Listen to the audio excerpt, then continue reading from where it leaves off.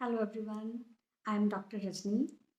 Mister and Mrs तोतू मैमा के तीसरे एपिसोड में हम बात करने वाले हैं कि पति और पत्नी के किरदार क्या होने चाहिए, क्या रोल्स हैं, इनको स्विच ऑन ऑफ कहाँ पर करना है, कैसे करें। और इस अगर हम ये किरदार निभाते हैं, अपने अपने रोल्स निभाते हैं, तो हमें बेनिफिट्स क्या होने वाले हैं। अगर तो दोनों पार्टनर रोल्स को अच्छे से निभाएं तो काफ़ी बेनिफिट होगा। मगर अगर एक पार्टनर भी मेरी वीडियो सुन रहा है, वो तो स्टार्ट करे, फिर धीरे धीरे दूसरा पार्टनर भी चेंज होना शुरू हो जाएगा। वो भी अपने रोल्स को प्ले करने के लिए इंटरेस्टेड होगा आपके चेंजेस देखकर। ठीक है, तो हम लोग शुरू करते हैं। आपको पता है कई बार क्या होता है कि हमें पार्टनर कैसे मिलते हैं। जैसे कई बार होता है कि हम लोग एक पार्टनर हाइपर एक्टिव है, बहुत फुर्तीला है, और दूसरा बहुत स्लगिश है, बहुत स्लो डाउन है। और क्या होता है कि जो हाइपर एक्टिव है, उसका रूट चक्र बहुत एक्टिव होगा। वो अपनी उसके अंदर कमी क्या है, स्लो डाउन होने की। तो वो वैसा पार्टनर एनर्जी वाइज अट्रैक्ट कर लेता है अपनी लाइफ में।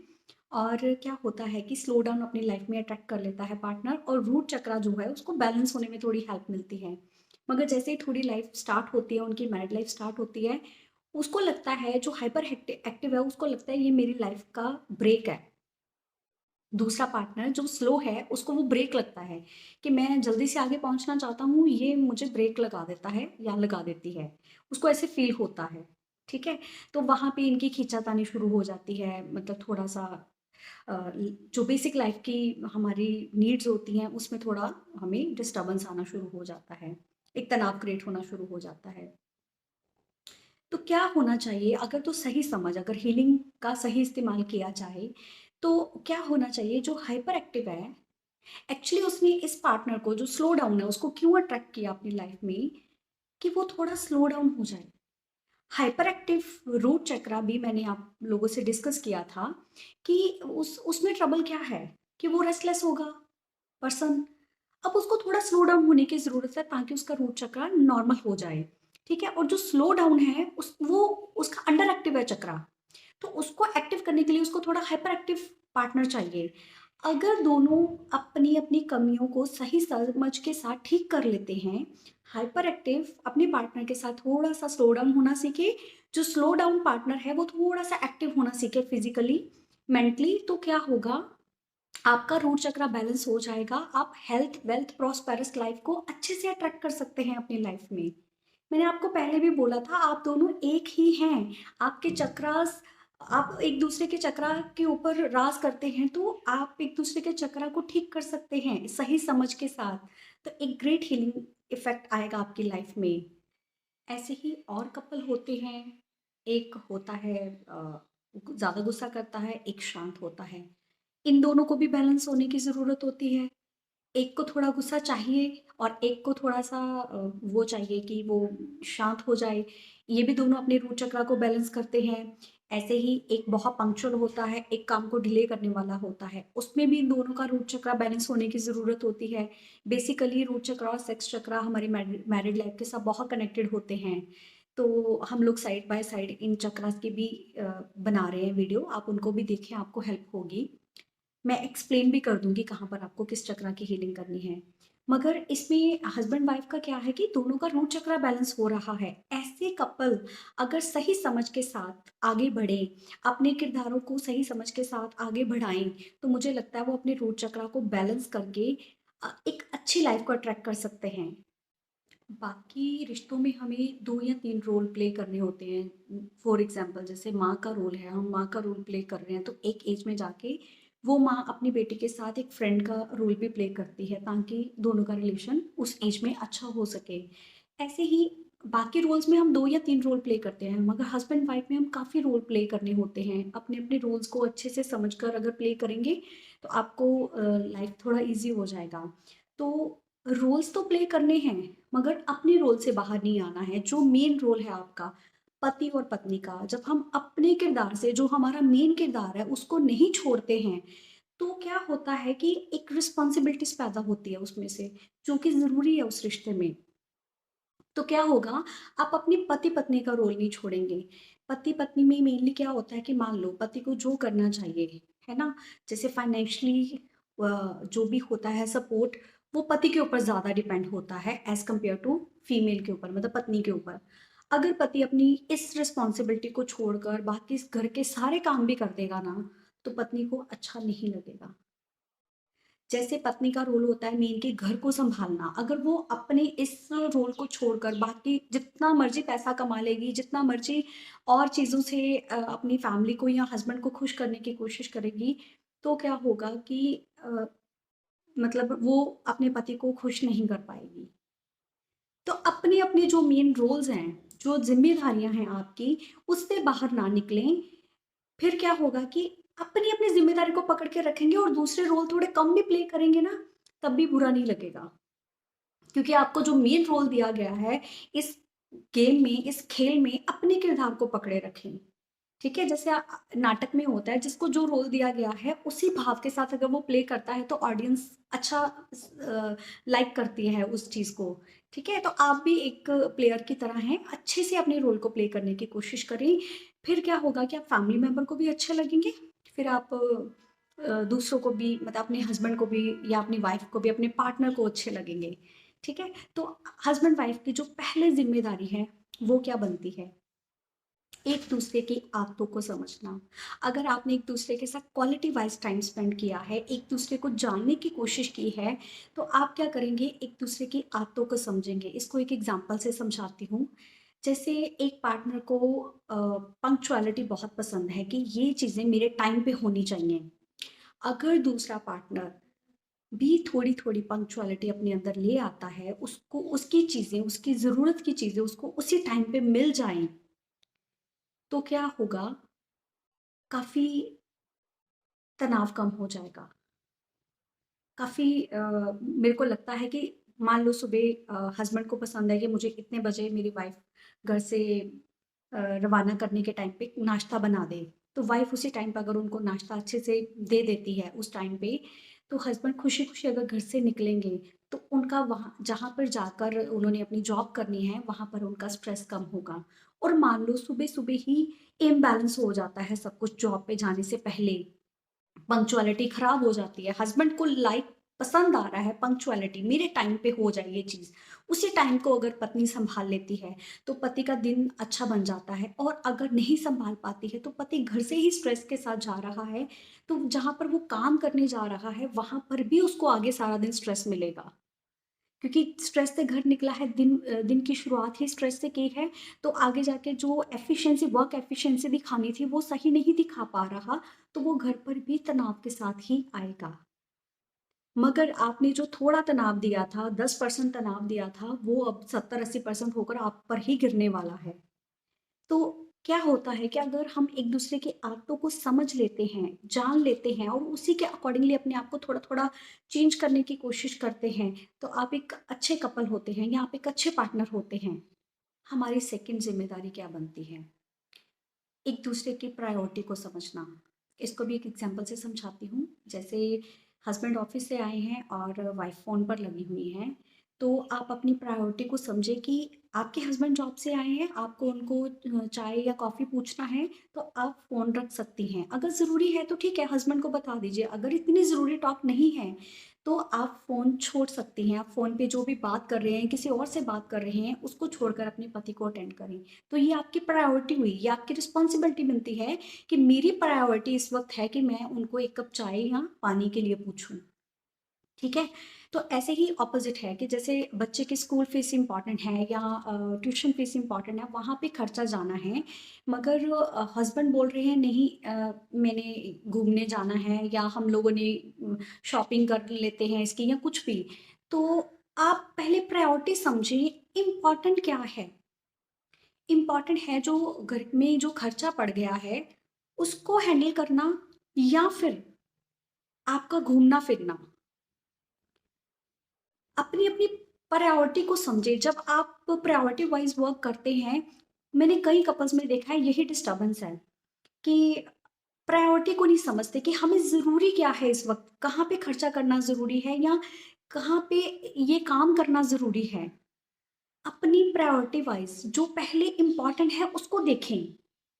बाकी काम को छोड़ दें, तो उसमें भी एक दूसरे की इम्पोर्टेंस क्रिएट होती है।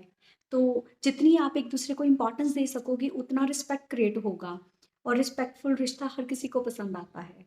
ये जो हस्बैंड वाइफ की गाड़ी होती है ना, ये चलाने के लिए इसको टाइम पे टाइम पेट्रोल की ज़रूरत होती है, तभी ये चलती है।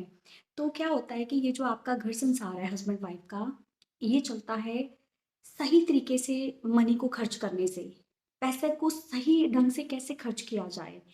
आप अगर दोनों अर्निंग हैंड है, दोनों अपनी मनी को, अपनी इनकम को प्लस करें, प्लस करके आप देखें कि सबसे पहले आपने घर के खर्चे निकालने हैं, खाने से लेकर नहाने तक के। ठीक है? और दूसरा आपने बाहर के खर्चों को मैनेज करना है, जैसे इलेक्ट्रिसिटी बिल हो गया, बच्चों की स्कूल फीस वगैरह हो गई, जो भी आपके बाहर के खर्चे हैं। उसके बाद आप मैनेज करेंगे कि आप उसमें से बचा कैसे सकते हैं, सेविंग्स कैसे कर सकते हैं, आगे बच्चों के फ्यूचर प्लान्स के लिए और आपके खुद के फ्यूचर प्लान्स के लिए। जैसे आरडी, एफडी वगैरह हम कराते हैं।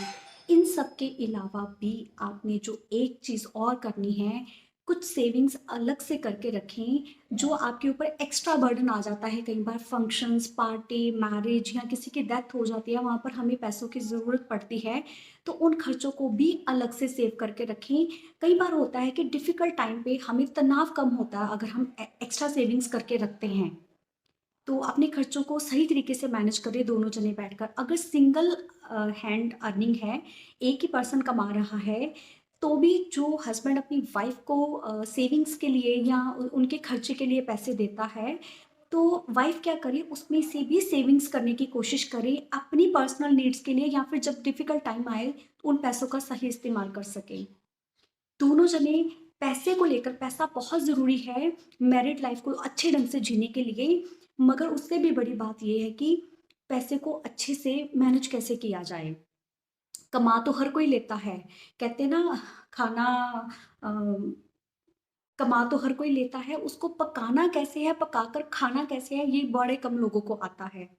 अपने पैसे को कमा सब रहे हैं, उसको सही मैनेज करना, सही खर्चों में प्रायोरिटी वाइज़ कि कहाँ पर पहले इसका इन्वेस्टमेंट करना है, कहाँ पर फ्यूचर में सेविंग्स करनी है, वो मनी की रिस्पेक्ट होती है। और हस्बैंड वाइफ दोनों अच्छे से मनी को मैनेज करें अपनी लाइफ को और ज़्यादा प्रॉस्पेरस करने के लिए, क्योंकि जब आप मनी को मैनेज करते हो ना, तो मनी अट्रैक्ट होती है और मनी आती है, आपके और सोर्सेज ऑफ इनकम बढ़ते हैं।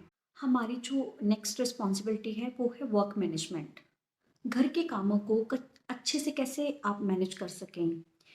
जैसे कि हमारी कुछ लिमिटेशंस हैं कि ये काम पत्नी ने ही करने हैं, ये काम पति ने ही करने हैं। हम लोगों ने ऐसे मतलब अपने ही लेवल पे हर घर में अपने किए हुए हैं। तो अपनी लिमिटेशन से जब हम बाहर नहीं निकलते हैं, तो हम तनाव में जीते हैं। कई बार मैंने देखा है कि फीमेल्स बहुत अच्छा अर्न कर लेती हैं, मगर उनकी एक लिमिटेशन है कि नहीं, आपने घर ही संभालना है, तो वो घर ही संभाल रही हैं। तो उनका जो एनर्जी है वो रॉन्ग डायरेक्शन में भी जा रही है एक किस्म की। और दूसरी तरफ मैंने देखा है कि कई हस्बैंड लोग अच्छा अर्न नहीं कर पा रहे हैं, मगर वो कुकिंग बहुत अच्छी कर लेते हैं, घर का काम बड़े अच्छे से कर लेते हैं। तो आप देखें आपकी एनर्जी कहाँ जा रही है, आपका पोटेंशियल किस तरफ है। अगर मैं एग्जांपल देती हूँ, जैसे कि घर में गेस्ट आ गए हैं, वाइफ को किचन में ज़्यादा टाइम लगने वाला है, तो हस्बैंड उनकी हेल्प कर सकते हैं किचन में। और अगर हस्बैंड को दिक्कत आ रही है फाइनेंशियली में, कमाने में, या वो उनकी इनकम पूरी नहीं पड़ रही है, तो फीमेल भी आगे बढ़ सकती है अर्निंग करने के लिए। तो अपने वर्क मैनेजमेंट करें। अगर दोनों अर्निंग हैंड है तो घर के कामों को फिर भी मैनेज करें।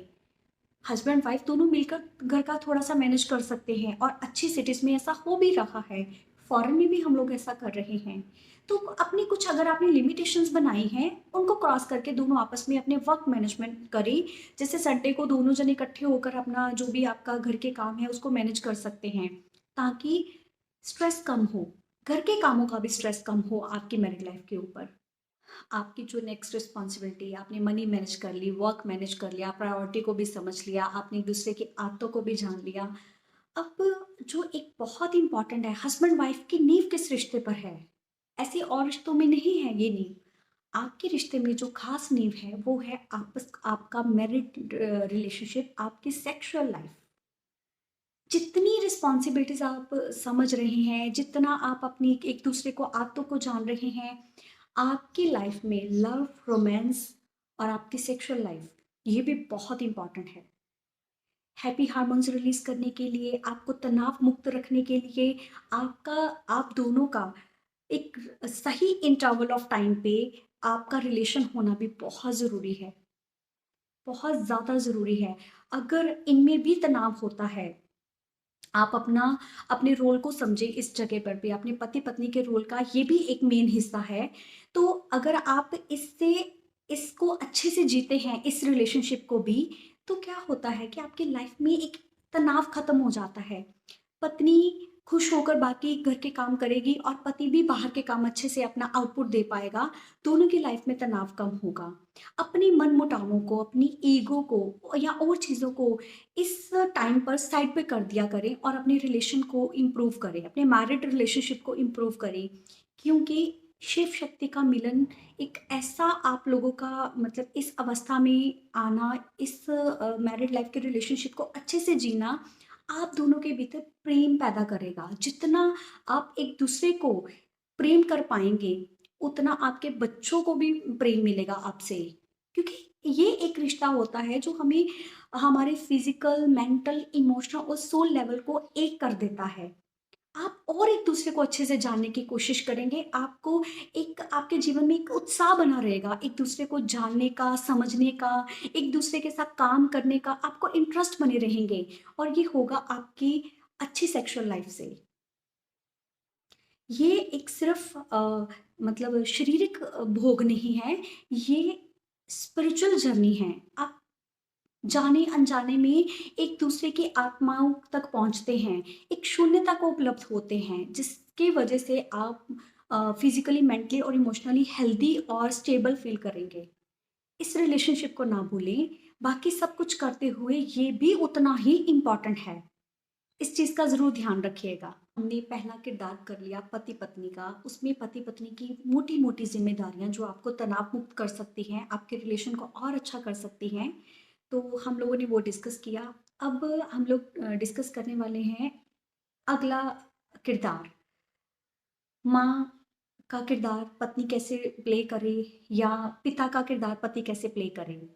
जैसे कि माँ को पता होता है अपने बच्चे की लाइक, डिसलाइक और उसको पता होता है कि कहाँ पर इसको मैंने पैम्पर करना है, कहाँ पर मैंने इसको डाँट देना है।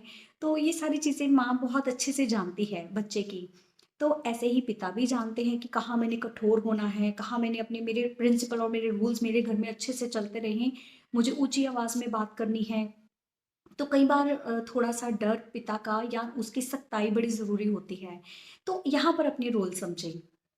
माँ का रोल क्या है? पत्नी कैसे माँ का रोल प्ले करे? जैसे सुबह हस्बैंड जाए घर से, तो माँ की तरह पत्नी भी आगे आए और पूछे, "आपने ये रख लिया? आपने ये ले लिया? आप जा रहे हैं, ध्यान से जाना।" 1 मिनट के लिए आपस में टाइम स्पेंड करें, उनका आपका ये कंसर्न उनको अच्छा लगेगा। और जैसे वो वापस आते हैं अपने काम से, तब भी आप अगर उनसे पूछते हैं, "आपका दिन कैसे रहा? आपने क्या किया आज?" तो वो भी उनको अच्छा लगेगा।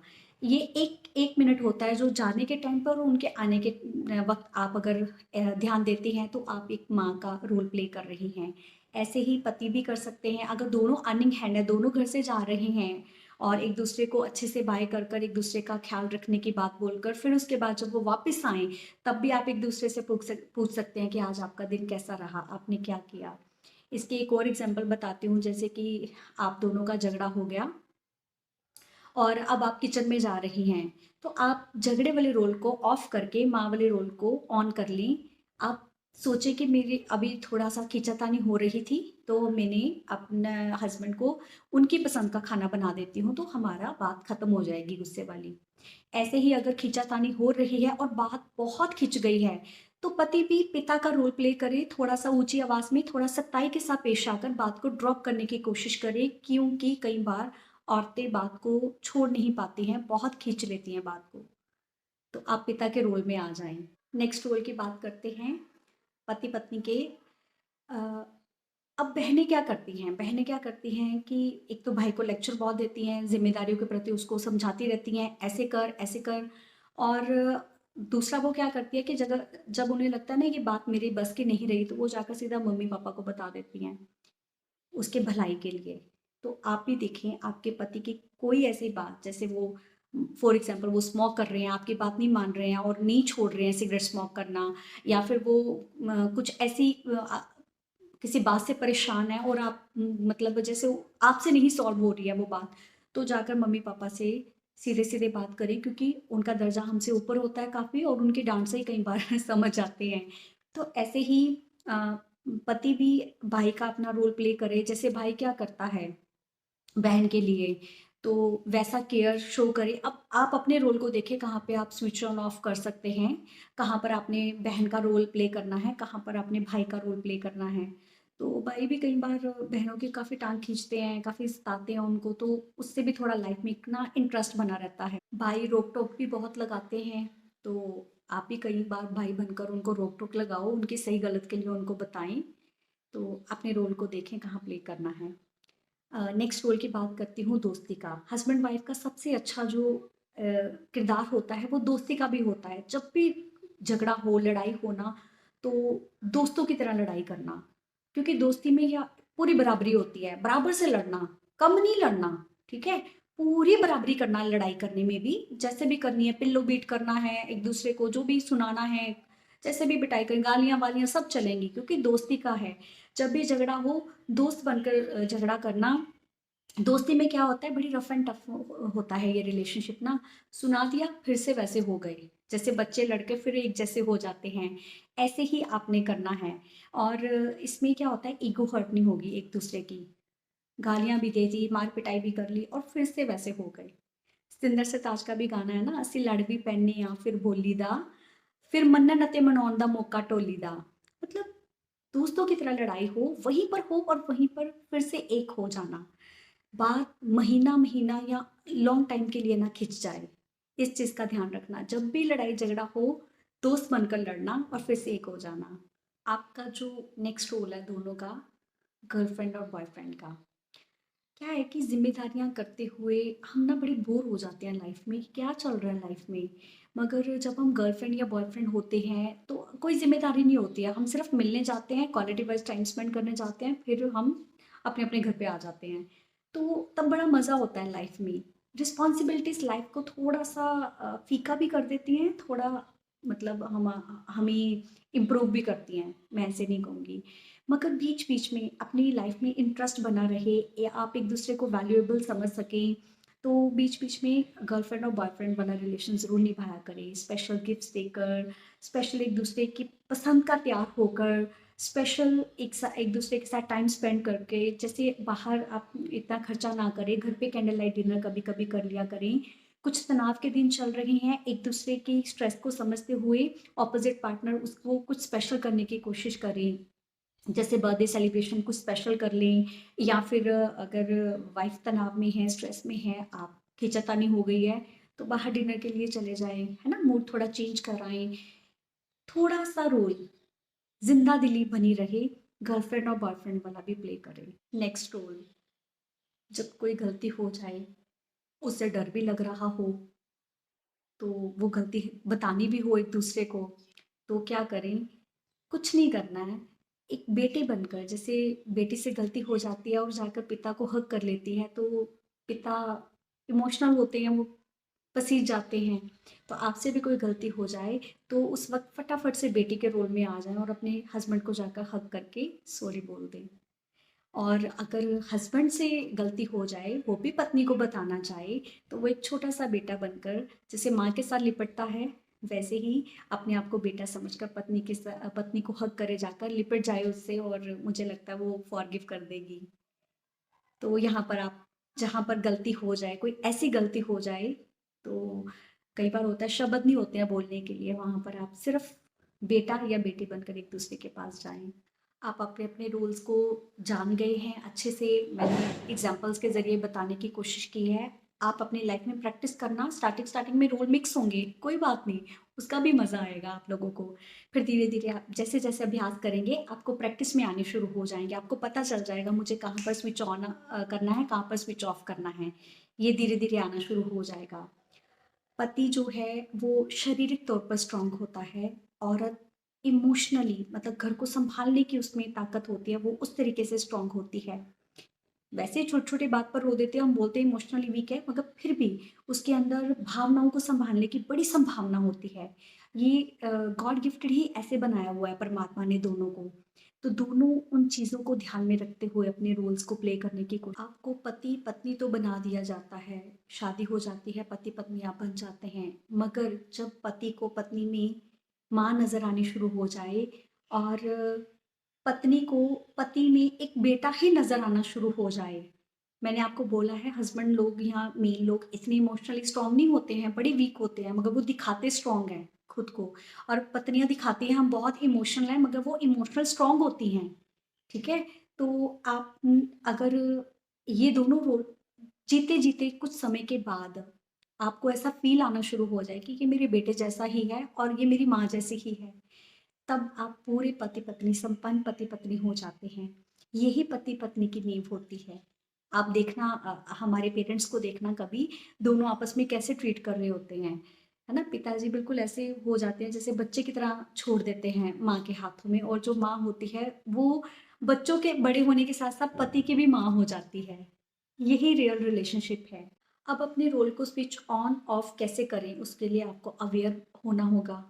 आपको जाकर देखना होगा कि अब लड़ाई हो गई है हम दोनों के बीच में, तो अब हम बच्चे बन जाते हैं, ठीक है? बच्चे इसलिए बनना है कि ईगो हर्ट ना हो, रफ एंड टफ रहें और बाद में फिर एक जैसे हो जाएँ। अब लड़ाई खत्म हो गई है, मगर अभी थोड़ी देर के बाद टाइम था किचन में खाना पकाने का। लड़ाई को किचन में मत लेकर जाएँ। रोल स्विच ऑफ कर दें और माँ का रोल ऑन कर दें। जैसे माँ को पता होता है कि इसको क्या पसंद है, क्या नहीं पसंद है, उस तरीके से चीज़ बनाएँ ताकि लड़ाई खत्म हो जाए, ठीक है? खाना परोसते हुए पत्नी के रोल में आ जाएँ, है ना? तो ऐसे आप अपने रोल्स को 2 या 3 रोल को कहाँ पर स्विच ऑन ऑफ करना है, अपनी लाइफ़स्टाइल के अकॉर्डिंगली देखें। अब डिफरेंट डिफरेंट रोल प्ले आप लोग करना शुरू हो गए, तो उससे होगा क्या? आप थोड़ी देर करके देखना, 1 मंथ इसकी प्रैक्टिस करके देखना, आपका टाइम की बचत होगी। जो टाइम की बचत होगी उसको आप क्वालिटी वाइज़ भी अपने साथ एक-दूसरे के साथ स्पेंड कर सकते हो, या आप अच्छे कामों में लगाकर अपना लाइफ़ की क्वालिटी को बढ़ा सकते हो, ठीक है? आपका टाइम सेव होगा, आपका तनाव कम होगा, आपकी लाइफ़ में एक्स्ट्रा स्ट्रेस, बाहर के स्ट्रेस बढ़े हैं, पैसा कमाने के स्ट्रेस बढ़े हैं, पता नहीं कौन-कौन से स्ट्रेस हैं, उसके ऊपर हम लोग एक-दूसरे के साथ जब सही से टाइम मैनेज नहीं करते हैं, आपस में अच्छे से रोल प्ले नहीं करते हैं, उनका तनाव अलग से जीते हैं। उसी तनाव को अपने काम में लेके आते हैं, उसी तनाव को अपनी मैरिड लाइफ में, मतलब सब कुछ होच-पोच हुआ पड़ा है। अगर आप ऐसा जीना शुरू करेंगे, तो आप तनाव मुक्त फ़ील करेंगे, अपने कामों को बहुत अच्छे से, आपकी वर्क एफिशिएंसी बहुत बढ़ जाएगी। आपके बच्चों के ऊपर बहुत अच्छा इफ़ेक्ट आएगा, बच्चे आपको देखकर ही अपने-अपने रोल सीखेंगे, अपनी मैरिड लाइफ में उनको फ़ॉलो करने की कोशिश करेंगे, ठीक है? आपका आपस में प्रेम बढ़ेगा, सम्मान बढ़ेगा, आपका रिश्ता बहुत अच्छा होगा। एक चीज़ और करें, जब आप अपने रोल्स प्ले कर रहे हों, पति-पत्नी, कुछ प्रिकॉशंस लें। अपने रिश्ते को दूसरों के रिश्ते से कंपेयर करना बंद करें। उसका पति ऐसा है, उसकी पत्नी ऐसी है, डोंट कंपेयर। ये बहुत बड़ी इंसल्ट होती है जब हम कंपेयर करते हैं, ठीक है? कंपेयर ना करें, किरदारों को निभाते हुए एक दूसरे पर दोष ना लगाएं, कंप्लेन ना करें, कोशिश करें थोड़ी कंप्लेंट कम करने की। टू मच एक्सपेक्टेशन, एक दूसरे से भी कम करें एक्सपेक्टेशन और खुद से भी कम करें। किरदार आपसे निभाए जाएं तो ठीक है, नहीं निभाए जाएं तो ज़्यादा एक्सपेक्ट ना करें। जितना आप इजीली कर सके तो ठीक, नहीं कर सके तो भी ठीक, ठीक है? ज़्यादा एक्सपेक्ट ना करें। सबसे इम्पोर्टेंट प्रिकॉशन, एक स्पेस, एक गैप, चाहे आप हस्बैंड वाइफ हैं, चाहे आप बहुत सारे रोल प्ले कर रहे हैं अपनी लाइफ में, एक स्पेस भी बनाकर रखें, एक बाउंड्री हमेशा बनाकर रखें, ठीक है? आप अपने रोल प्ले करके अपनी बाउंड्री में वापस आ जाएं। एक हर रिश्ते में, वैसे तो हर रिश्ते में स्पेस होनी चाहिए, मगर फिर भी हस्बैंड वाइफ में भी मैं बोलूँगी, एक दूसरे को स्पेस देना भी सीखें। सांस आती रहती है रिश्तों को, और अच्छे से आप रिश्तों को निभा पाएंगे, उसके लिए स्पेस भी देना सीखें।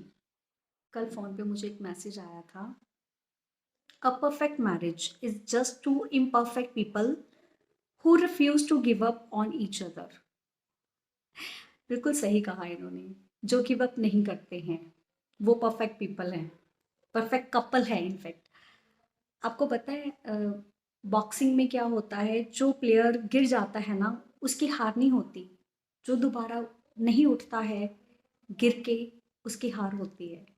आपकी मैरिज लाइफ भी ऐसी है, एक गिरे तो दूसरा उठा ले, दूसरा गिरे तो पहले वाला उठा ले, एक दूसरे को उठाने के लिए तैयार रहें, सपोर्ट करें एक दूसरे का। मैंने देखा है टिकटॉक में काफ़ी कपल्स ऐसे हैं, जैसे एक को डांस आता है, दूसरे को नहीं आता है, मगर वो बड़ी कोशिश कर रहा है सीखने की, और दोनों वीडियोस बना रहे हैं, और वो वीडियोस काफ़ी वायरल हो गई हैं, काफ़ी लोग पसंद कर रहे हैं, और काफ़ी अच्छी अर्निंग कर रहे हैं।